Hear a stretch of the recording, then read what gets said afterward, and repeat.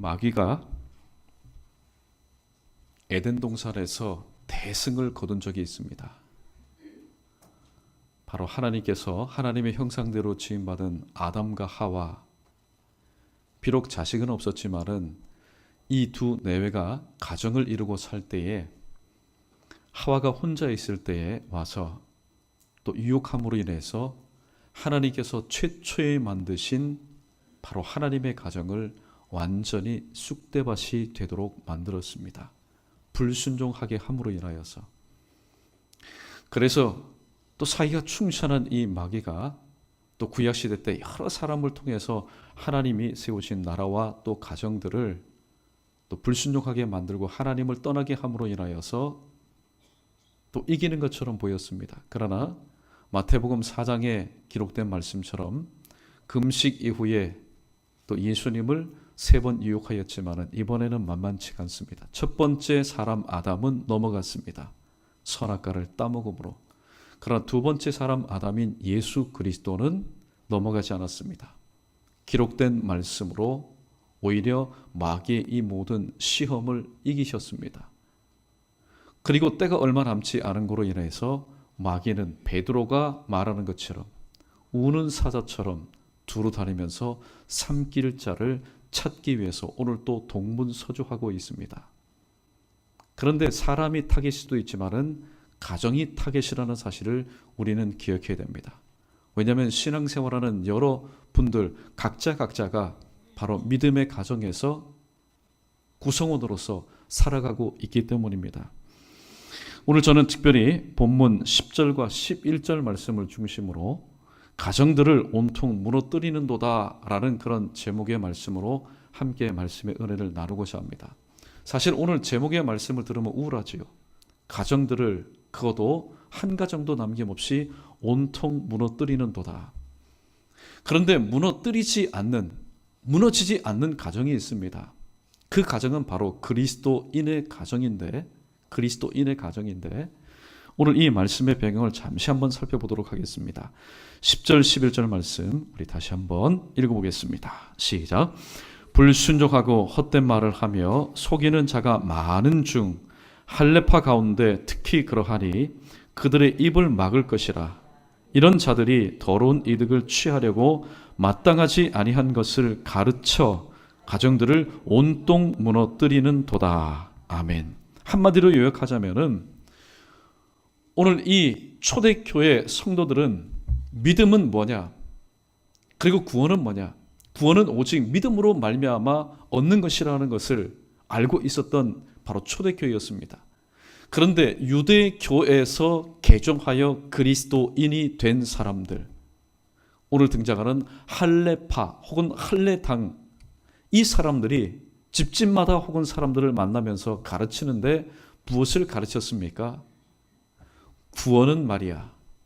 구원은 너희들이 말하는 믿음으로도 받는 것이지만은 믿음 플러스 모세의 율법까지라도 준수해야 온전한 구원을 이룰 수 있다. 그 모세의 율법 준수 가운데 가장 핵심적인 게 뭘까요?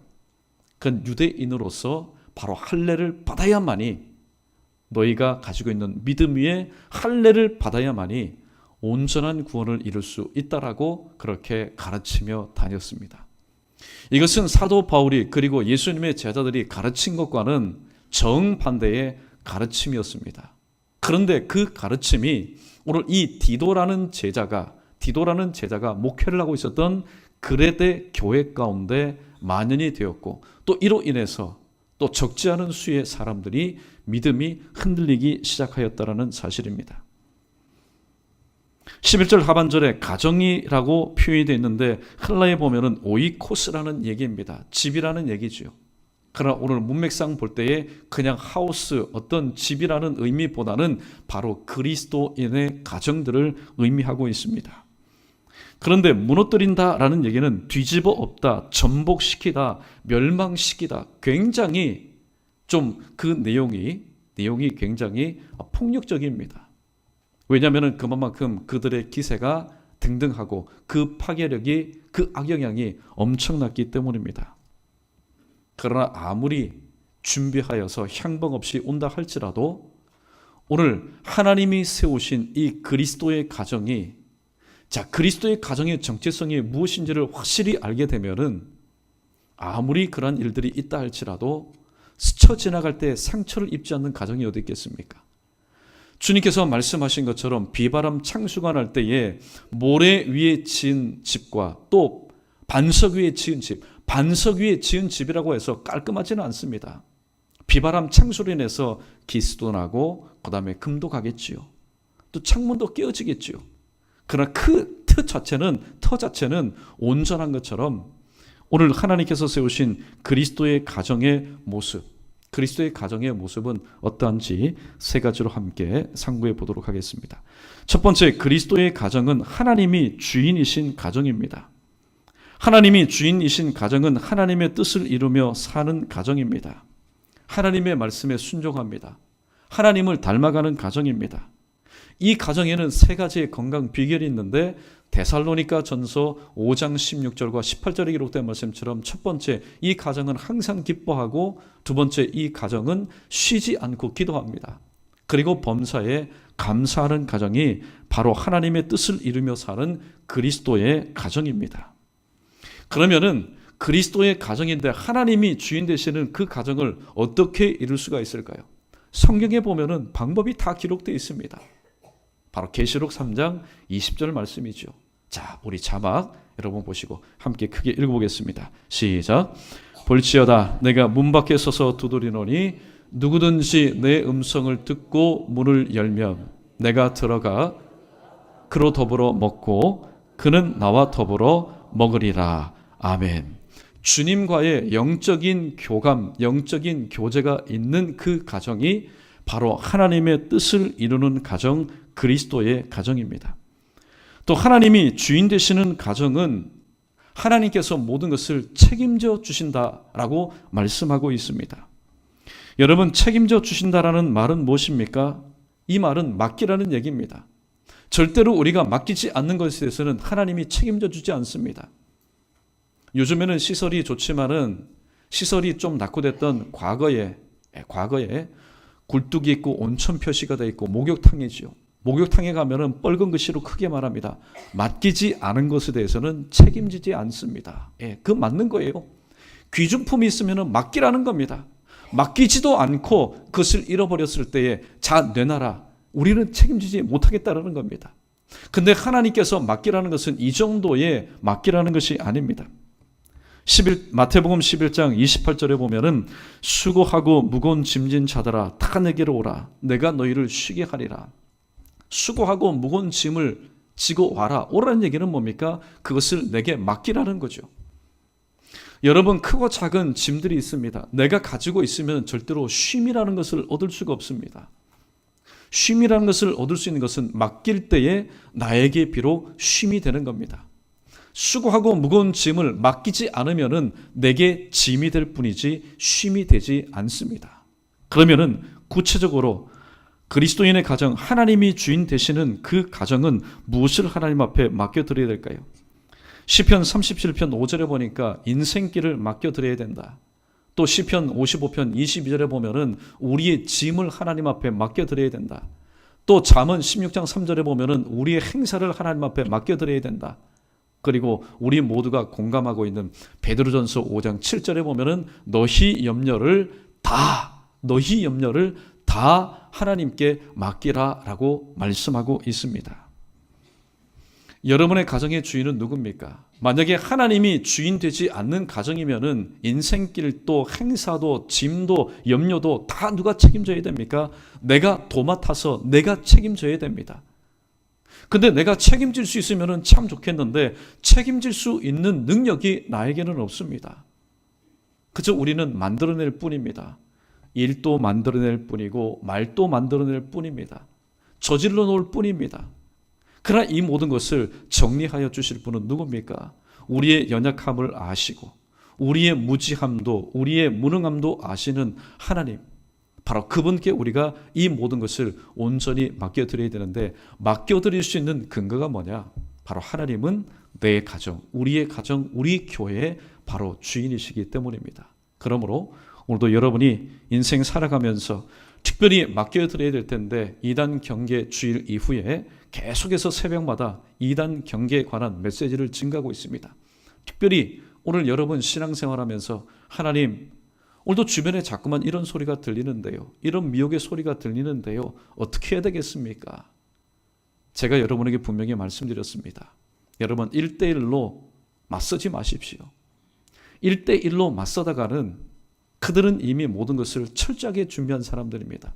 그러므로 그들이 이단성이 있다, 이단이라고 판단되었을 때는 사람 상대하지 마시고 하나님께 상대하십시오. 어떻게 기도하라고 했습니까? 하나님, 저들이 쫄딱망하게, 여러분 아닙니다. 하나님, 저들의 미혹된 영혼이 다시 한번 성령의 강권하신 은혜 가운데서 다시 한번 회복되고 돌아올 수 있도록, 여러분 우리는 그렇게 하나님 앞에 기도하면서 말씀을 가지고 이것은 진리요, 너희들이 말하는 것은 비진리다, 그러므로 진리로 다시 돌아오라 라고 우리는 말하는 것밖에 없습니다. 그러므로 하나님께서 맡겨주신 귀한 사명 감당할 때, 특별히 신앙의 문제에 있어서 이런 일로 인해서 여러분이 직면해 있다면, 살아계신 하나님, 오늘 또 보고 계시는 하나님, 오늘도 우리의 부르짖음을 듣고 계신 하나님께 맡겨드리셔서 과연 여러분의 가정의 주인은, 참된 주인은 하나님이심을 다시 한번 증거하며 하나님께 영광 돌리시는 우리 모두 되기를 주님의 이름으로 축원합니다. 두 번째, 그리스도인의 가정은 믿음의 가정입니다. 왜 믿음의 가정일까요?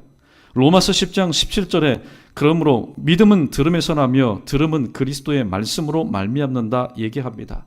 사도행전에 등장하는 가정을 보십시오. 그들의 가정은 전부 다 믿음의 가정이었습니다. 왜냐하면 베드로를 통해서 하나님의 말씀을 들었고 사도 바울을 통해서 하나님의 말씀을 들었기 때문에, 하나님의 말씀을 들을 때에 하나님께서 그들에게 주신 선물이 무엇입니까? 바로 믿음이라는 겁니다. 아무리 돈이 많았던 사람들도 시장통 혹은 골동품 상에 혹은 귀중품 상에 가도 믿음이라는 것을 구입할 수가 없었습니다. 왜냐하면 믿음은 눈에 보이지 않는 하나님께서 말씀을 듣는 자에게만 허락하시는 하나님의 선물이었기 때문입니다. 사도행 10장에 등장하는 고넬료의 가정, 믿음의 가정이었습니다. 믿음의 가정이었습니다. 베드로가 앞에서 서서 말씀을 전할 때에 오늘 이 고넬료의 가정은 참된 그런 말씀 앞에 신전의식을 가지고 말씀을 들었던 가정이었습니다. 주께서 당신을 우리에게 보내셔서 참 잘 오셨습니다. 그리고 우리가 어떻게요? 당신의 말을 듣기 위해서 지금 하나님 앞에 서 있습니다. 오늘 초청받아서 베드로가 말씀을 전할 때에 온갖 심혈을 기울여서 하나님의 말씀을 증가하지 않았겠습니까? 이 고넬료는 하나님을 경외하는 사람이었지만은 예수 그리스도와 그의 복음, 십자가의 도에 대해서는 알지 못했던 사람이었습니다. 그러므로 복음에 대해서는 등이 쫙 갈라진 마치 마른 땅과 같은 자였습니다. 그때 이 베드로의 입을 통해서 선포되는 한 말씀 한 말씀, 한 문장 한 문장은 그들의 등이 마치 갈라진 그 마른 땅과 같았던 그들의 심령을 촉촉히 적시기에 부족함이 없었습니다. 또 뒤로 넘어가서 사도행전 16장에 보면은 자주장사 루디아라고 하는 사람도 있습니다. 이 가정도 분명히 믿음의 가정이 되었습니다. 왜냐하면은 이 사도 바울이 수일을 머물다가 기도할 곳이 있는가 둘러보다가 여러 사람들이 모인 곳에서 하나님의 말씀을 증거하는데 주께서 루디아의 마음을 열어 바울의 말을 청종하게 하였다라고 말합니다. 들을 때에 무엇이 생긴 겁니까? 들을 때에 바로 믿음이 생긴 겁니다. 어떤 믿음이요? 바로 주님은 나의 구주시다. 주님은 하나님의 아들이시요 바로 나의 구주시다라는 그런 믿음이 생기게 된 겁니다. 그래서 사실 이 빌립보 성에 머물러서 아는 사람이 있습니까? 거주할 곳, 안전한 곳 없는 그 지역에서 이 루디아의 헌신과 이 루디아의 봉사를 통해서 빌립보 교회를 세우게 되었고 또 빌립보 지역에 귀한 복음화의 역할을 감당하게 되었습니다. 또 빌립보 감옥에 갇혔을 때도 마찬가지죠. 말씀을 통해서 간수장의 가정, 간수의 가정을 바로 믿음의 가정으로 만들었습니다. 믿음의 가정에 그러면 시선은 어떨까요? 여러분, 말씀을 들어서 내 마음 가운데 믿음이라는 게 생겼습니다. 지금까지는 믿음이 없었을 때는 사람도 보고 세상도 보고 또 끌리는 것들 바라보며 살았는데 믿음이 내 마음 가운데 들어오다 보니까 믿음의 가정에 한 사람 한 사람의 시선이 고정되었는데 누구에게 고정이 되었을까요? 히브리서 12장 2절에서 히브리서 기자는 이렇게 말합니다. 믿음의 주요 또 온전케 하신 바로 예수를 바라보자. 그러니까 믿음의 사람들은 어디에서 살아가든지 간에 우리의 항상 정방향, 우리가 동쪽에서 살든 아프리카에 살든 미국에 살든 혹은 중국에 살든 어디에 살든 간에 우리의 항상 시선의 정방향은 바로 예수 그리스도라는 사실입니다. 그분은 누구이기 때문에 우리의 믿음을 온전케 하여 주시는 바로 분이시기 때문입니다. 그러므로 믿음의 가정은 귀가 얇아지거나 자주 상황과 소리 소문에 의해서 흔들려서는 안 됩니다. 이에 대해서 예수님은 누가의 입을 통해서 17장 22절과 23절에서 또한 이렇게 말씀하셨습니다. 우리 함께 읽어봅니다. 시작. 또 제자들에게 이르시되 내가 이르리니 너희가 인간의 날 하루를 보고자 하되 보지 못하리라. 떴습니까? 예. 자, 다시 처음부터 읽어봅니다. 시작. 또 제자들에게 이르시되 22절입니다. 시작. 또 제자들에게 이르시되 때가 이르리니 너희가 인자의 날 하루를 보고자 하되 보지 못하리라. 사람이 너희에게 말하되 보라 저기 있다 보라 여기 있다 하리라. 그러나 너희는 가지도 말고 따르지도 말라. 아멘. 보라 저기 있다 보라 여기 있다 하여도 그러나 너희는 가지도 말고 어떻게 해요? 따르지도 말라. 그렇게 말씀하셨습니다. 그런데 믿음이 없다 보니까 자, 주님이 여기에 나타나셨다. 주님이 여기에 임재하셨다. 그 소리 소문 듣고 믿음이 없다 보니까 그 소리대로 따라가고 또 그 소리대로 믿는 그런 일들이 얼마나 많은지 모릅니다. 주님은 분명히 말씀합니다. 그렇게 따르지도 말고 그런 소리에 흔들리지도 말라. 그렇게 말씀하셨는데 오늘 작금의 모습은 어떨까요? 예레미야 5장 30절과 31절 말씀 제가 읽어드립니다. 이 땅에 무섭고 놀라운 일이 있도다. 선지자들은 거짓을 예언하며 제사장들은 자기 권력으로 다스리며 내 백성은 그것을 좋게 여기니 마지막에는 너희가 어찌 하려느냐라고 말씀하고 있습니다. 가만히 제가 한번 정리를 해보니까 이단들의 특징 중에 하나가 뭐냐? 어느 정도 교세가 형성되기 전에는요, 기존의 강단에서 말씀을 전하는 것처럼 점잖하게 말씀을 전합니다. 그런데 어느 정도 교세가 형성이 되고 이제 모든 힘과 모든 시선이 자기에게 집중되면은 그때부터 예수님은 그렇게 가르쳐 주지 않았는데 막말을 하기 시작합니다. 말씀을 전할 때에 반말을 합니다. 제가 만약에 여러분에게 자, 아무개 장로 그렇게 하면 되겠어? 만약에 그렇게 하면 어떻게 되겠습니까? 그 당사자 장로님 뿐만이 아니라 오늘 그 장로님을 존경했던 여러분들 중에 시험에 들지 않을 사람이 누가 있겠습니까? 그런데요, 이단들은 정말로 희한하게 반말을 하건 욕지거리를 하건 저주를 퍼붓던 간에 그 말 가운데 그냥 무조건 뭡니까? 아멘, 아멘입니다. 오히려 그런 말을 듣는 사람은 야, 이분이 나를 어떻게 해요? 더 여겨주는구나. 이분이 나를 더 생각해 주는구나. 오늘 예레미야 선지자가 말합니다. 내 백성은 그것을 좋게 여기니. 내 백성은 그것을 좋게 여기니. 그래서 30절에서 이 땅에 무섭고도 놀라운 일이 있다라고 이미 2000여 년 전에 그렇게 예언하였습니다. 오늘날 우리의 모습도 마찬가지입니다. 여러분 그렇지 않습니까? 그러나 오늘 믿음의 가정에 있는 사람들은 이런 것들 가운데 소리 소문 가운데 여러분 흔들리지 않습니다. 또 그것 가운데 따라가지도 않습니다. 왜냐하면 내 안에 무엇이 있기 때문에 믿음이라는 것이 있기 때문에. 그래서 바로 그리스도의 가정은 믿음의 가정인데 그 믿음의 주인이 누구십니까? 바로 믿음의 주인은 주님은 바로 주인은 주님이시기 때문에 우리 모두는 어떠한 일들로 인해서 우리는 흔들리지 않고 하나님 맡겨주신 그 일들을 세워주신 곳에서 맡겨주신 그 일들을 끝까지 감당하게 될 줄로 믿습니다. 그러므로 믿음의 가정의 눈은 하나님이요 믿음의 가정의 귀는 항상 하나님의 음성 가운데 집중되어 있고 또 믿음의 가정의 입술은 찬송과 기도와 위로와 소망과 격려의 말을 하게 됩니다. 그런데 그렇지 않게 되면은 우리 입술을 가지고 지금까지 우리가 저질렀던 여러 가지 많은 일들이 얼마나 많습니까? 자, 세 번째. 그리스도의 가정에는 이것이 끊임이 없는 가정입니다. 말씀 소리와 찬송 소리와 기도 소리가 끊이지 않는 가정. 바로 이 가정이 그리스도인의 가정이요, 하나님이 주인 되시는 가정이요, 무엇보다도 믿음의 가정의 모습입니다. 1969년에 스탠퍼드 대학의 심리학자인 필립 짐 바르도라는 교수가 한 가지 재미난 실험을 했습니다. 어떤 실험을 했냐면은 좀 으슥한 지역에다가 2대의 자동차를 갖다 놓았습니다.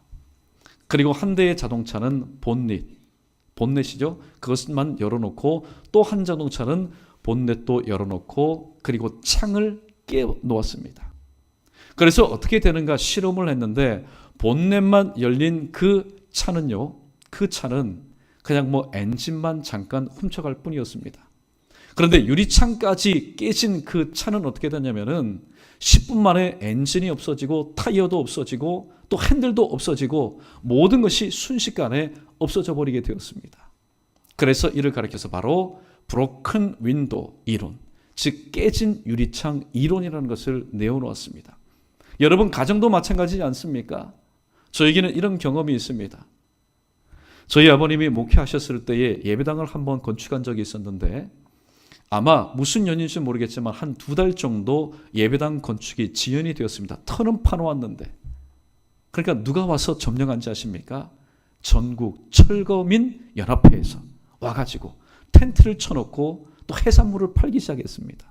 바로 예배당 건축을 하지 않으니까 틈을 타서. 우리 가정도 마찬가지입니다.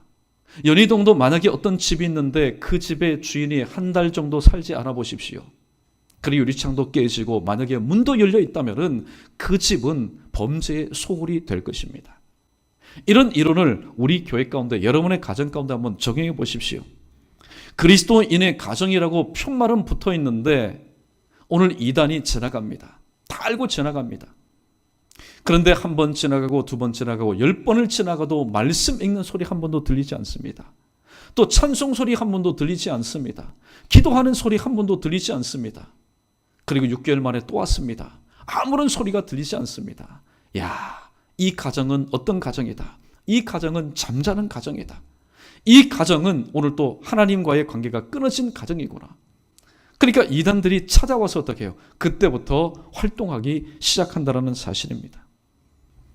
에베소서 4장 27절에 마귀에게 틈을 주지 말라고 사도 바울이 엄히 경고하고 있습니다. 이는 에베소 교회를 향한 말씀일 뿐만 아니라 바로 저와 우리의 믿음의 가정을 향한 말씀이기도 합니다. 말씀이 틈이 생기면 누구만 손해입니까? 말씀의 틈이 생기면 나만 손해입니다. 또 찬송의 틈이 생겨도 나만 손해입니다. 근데 기도의 틈이 생기면요, 나도 손해고 모두에게 손해입니다. 기도의 틈이라는 것은 기도의 중단을 의미합니다. 기도가 중단되면 하나님과 나와의 관계가 끊어지는 겁니다. 또 기도가 중단되면 그동안에 합심해서 기도했던 여러 성도와 식구들과의 관계가 끊어집니다. 서먹서먹해집니다. 그러니까 여러 모양으로 손해보는 것. 말씀의 틈, 기도의 틈, 찬송의 틈. 그래서 일전에 말씀드린 것처럼 오늘 교회와 가정 가운데는 이것이 필요하다는 겁니다. 소리의 회복이 필요하다는 겁니다. 소리의 회복, 어떤 소리입니까? 말씀 소리, 찬송 소리, 기도 소리의 회복이 필요한 겁니다. 만약에 이단이 우리 연예교회를 방문했는데, 우리 연예교회를 들렀는데 새벽에 왔습니다. 근데 새벽에 왔는데 컴컴하게 시간이 되었음에도 불구하고 불도 켜지지 않습니다. 말씀 소리도 들리지 않습니다. 또 기도 소리도 들리지 않습니다. 또 찬송 소리도 들리지 않습니다. 그래서 투어를 하다가 취소할 것이 있는가, 또 미혹할 것이 있는가 투어를 하다가 그 다음에도 왔는데 또 얼마 전에 있었던 그 모습 그대로 찬송 소리도 없고 말씀 소리도 없고 또 기도 소리도 없다면 어떻게 되겠습니까? 이야, 연희교회야. 바로 연희교회야. 연희교회가 하나님의 영광을 돌리기 때문에 감탄해서 그러는 것 아닙니다. 이제 밥이라는 것이죠. 타켓을 제대로 찾았다라는 겁니다. 여러분 각 가정도 마찬가지입니다. 그렇기 때문에 새벽 기도도 마찬가지고 금요 기도도 마찬가지고 예배 시간, 오늘처럼 이 예배 시간도 마찬가지입니다. 연희교회라면은 누가 와서 기도하고 누가 와서 예배를 드려야 됩니까? 연희교회로 이름을 부름받은, 연희교회로 이름하는 이들이 와서 예배도 드리고 또 시간마다 하나님 앞에 찬송도 올려드리고 기도해야 됩니다. 그런데 마치 깨어진 유리창 이론처럼 그 멤버들이, 구성원들이 그 자리를 차지하지 못하고 오늘 또 소리의 회복을 위해서 힘쓰지 못하게 될 때에 어떠한 일들이 일어나게 됩니까? 사도 바울이 그토록 우려했던 마귀에게 틈을 주지 말라고 했는데 기도의 소리, 찬송의 소리, 말씀의 소리가 점점 작아지고 또한 끊어짐으로 인해서 마귀로 하여금 얼마든지 출입하는 그런 기회를 제공할 수밖에 없다라는 사실입니다. 그러므로 특별히 지난주 우리가 이단 경계 주의를 지키고 또 새벽마다 또 그에 관한 말씀을 우리가 나누고 있는데 특별히 이제 허락하신 6, 9, 10, 11, 12 이제 4개월 동안 우리가 또한 구역 예배를 통해서 우리가 구역 생활을 해야 됩니다. 오늘도 이 모든 것에 앞서서 우리가 연합 예배로 드리는데 오늘 그리스도의 가정이 뭐냐? 그리스도의 가정은 첫 번째로 하나님께서 주인이 되시는 가정이요, 무엇보다도 세상이 흔들지 못하는 믿음의 가정이요, 또 세 번째는 말씀 소리와 기도 소리와 찬송 소리가 끊이지 않는 그런 가정이라는 사실을 다시 한번 여러분 확실히 정립하시고 각자 돌아가면서 구역 예배를 드릴 때도 이 세 가지의 말씀을 기억하면서 항상 구역에서도 또 모임에 있어서도 말씀 소리와 기도 소리와 찬송 소리가 끊이지 않는다면 그것 가운데 누가 임재하시겠습니까? 마태복음 18장 20절 말씀처럼 두세 사람이 내 이름으로 모인 곳에 나도 그들 중에 있겠다. 하나님께서 역사하시지 말씀과 기도와 찬송 소리가 있는데 여러분 마귀와 혹은 이단들이 와서 역사할 틈이 있겠습니까? 말씀을 정리하도록 하겠습니다. 그리스도의 가정은 하나님이 주인 되시는 가정입니다. 절대로 사람이 주인 되는 가정이 아닙니다. 사람이 주인 되는 가정이 되면은 일어나는 모든 일들을 사람이 책임져야 됩니다. 그럼 우리는 책임질 수 있는 일보다는 책임질 수 없는 일들이 더 많습니다. 그러므로 되어진 모든 일들을 주인이신 하나님께 맡겨드릴 수 있는 지혜가 있어야 되겠고, 또 그리스도의 가정은 믿음의 가정이라고 했습니다. 믿음이 있는 사람은 함부로 시선을 돌리지 않습니다. 함부로 마음을 빼앗기지 않습니다. 함부로 발걸음을 옮겨서 말씀이 없는 곳, 또 예배가 아닌 다른 곳으로 가서 미혹당하지 않습니다. 세 번째, 말씀과 기도와 찬송의 소리가 끊임이 없는 그런 가정, 바로 그런 가정이 그리스도의 가정이다. 오늘 성경은 그렇게 우리에게 말씀하고 있습니다. 우리 마지막으로 시편 3편 6절과 8절에 기록된 말씀 함께 읽어보겠습니다. 시편 3편 6절과 8절입니다. 시작. 천만원이 나를 애워싸 진친다 할지라도 나는 두려워하지 아니하리이다. 여호와여 일어나소서. 나의 하나님이여 나를 구원하소서. 주께서 나의 모든 영혼을 치시며 악인의 일을 꺾으셨나이다. 구원은 여호와께 있으니 주의 복을 주의 백성에게 내리소서. 아멘. 천만원이 나를 애워싸 진친다 할지라도 나는 두려워하지 아니하리다. 이유가 뭔지 아십니까? 내 가정의 주인이 바로 하나님이시요, 그 가정에는 믿음이 있기 때문에 또 그 가정에는 항상 찬송과 기도와 말씀의 소리가 끊이지 않기 때문입니다. 이러한 가정 이루어서 하나님의 은혜와 또 하나님의 철저하신 보호하심과 지켜주신 가운데서 허락하신 이번 또 남은 기간 동안에 구역의 귀한 모임을 주의 은혜 가운데서 잘 감당할 수 있는 앞장서신 구역장과 또한 권찰과 또 모든 구역 식구들 되기를 주님의 이름으로 간절히 축원합니다.